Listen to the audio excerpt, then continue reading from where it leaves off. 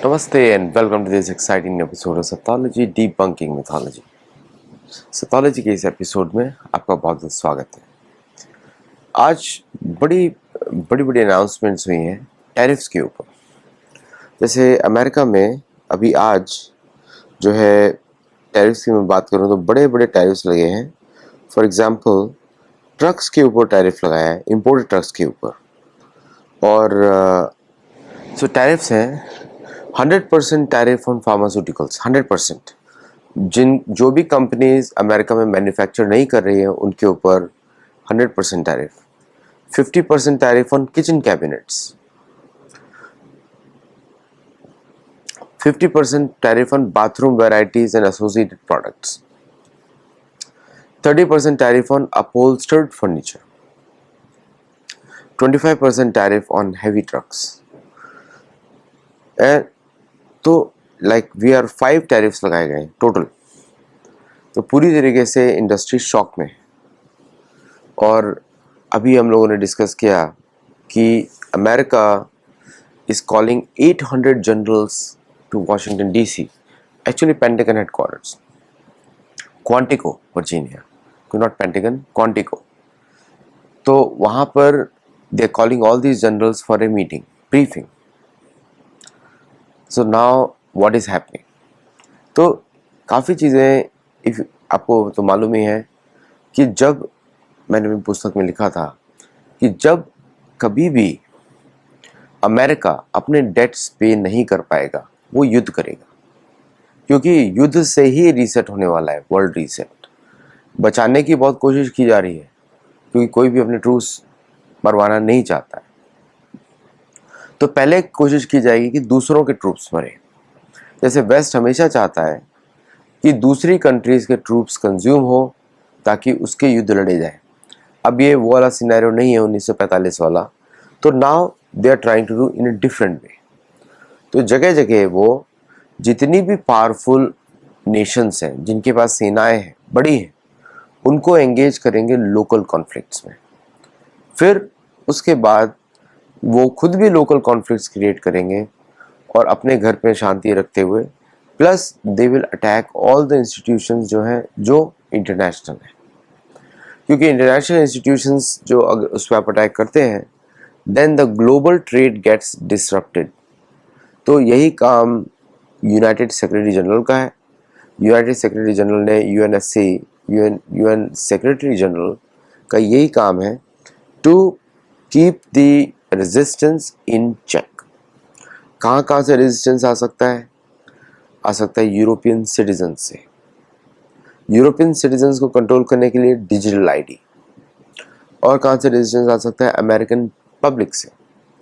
वहाँ पे टैरिफ्स और कॉस्ट ऑफ लिविंग को एक्सेसिवली इंक्रीज करने के लिए करा जाएगा, so that the people are busy in paying the tariffs and also busy in their economic wellbeing. मतलब भोजन भी रख सके, वही बहुत बड़ी बात है ये। Third thing is vaccinations. अभी बात हो रही है डिजिटल आईडी की यूके में।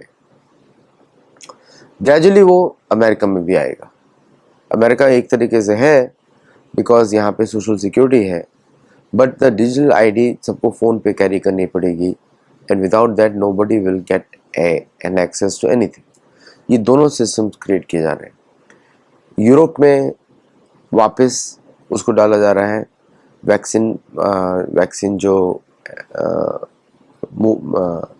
क्या वैक्सीनेशन ड्राइव्स की जा रही हैं, so that anyone with a vaccine can only be boarding the different places. उस पर काफ़ी प्रोटेस्ट भी चल रहा है इस समय।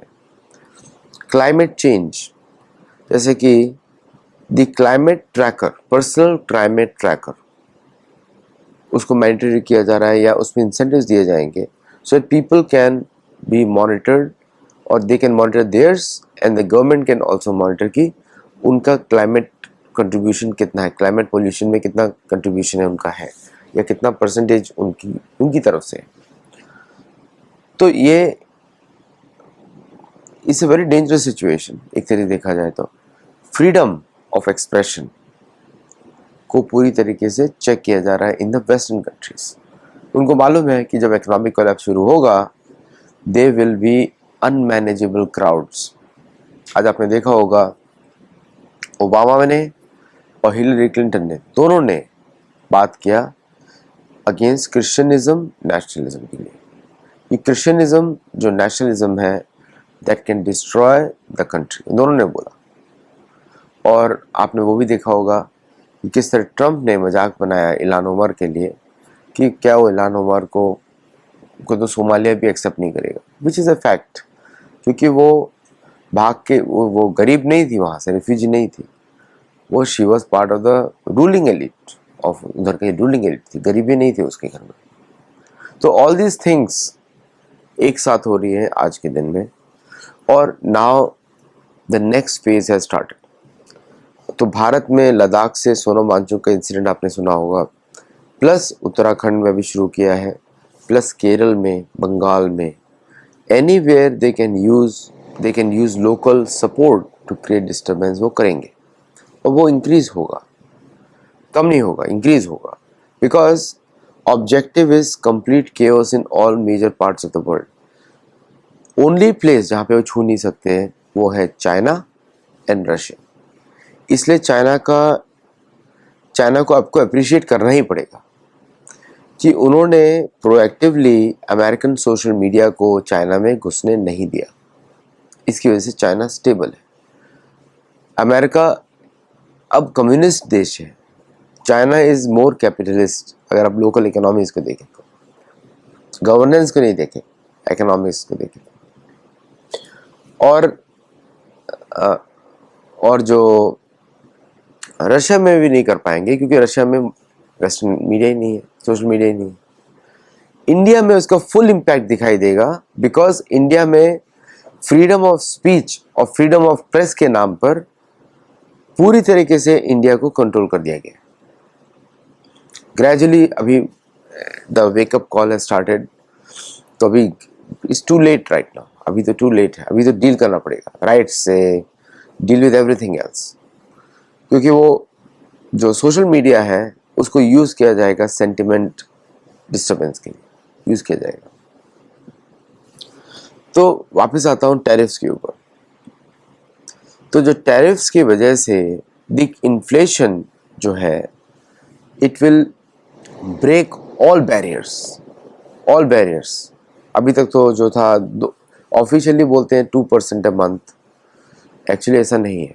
If you look at year on year is 15%, और अगर 3 साल से कंपेयर करेंगे तो 45% इन्फ्लेशन 3 इयर्स।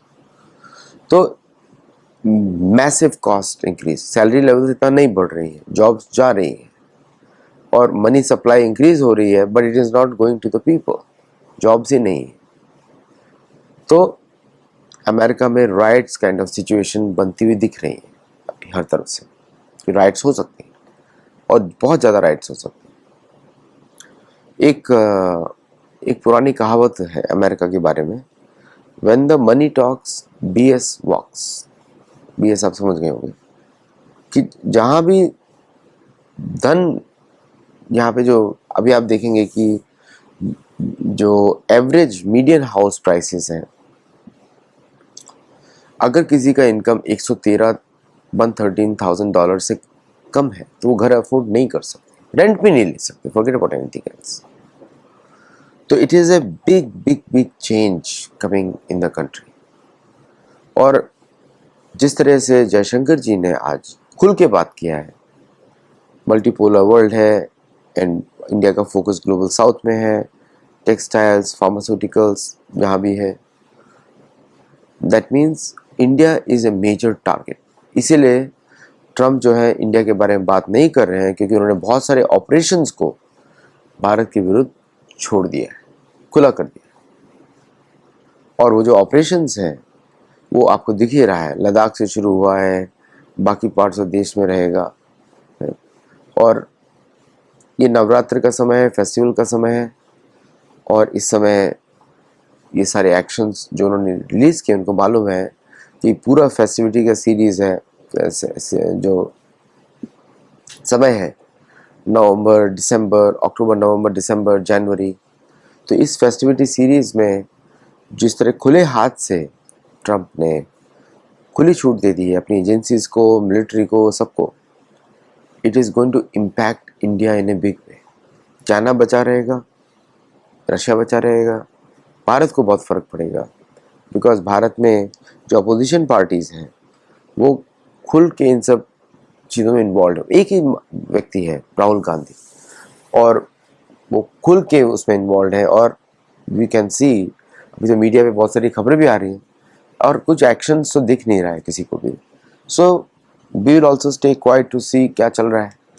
अभी तक तो कुछ समझ में आ नहीं रहा है, और हो सकता है कि गवर्नमेंट को उसके ऊपर टैप हो, कंट्रोल हो, ये भी हो सकता है।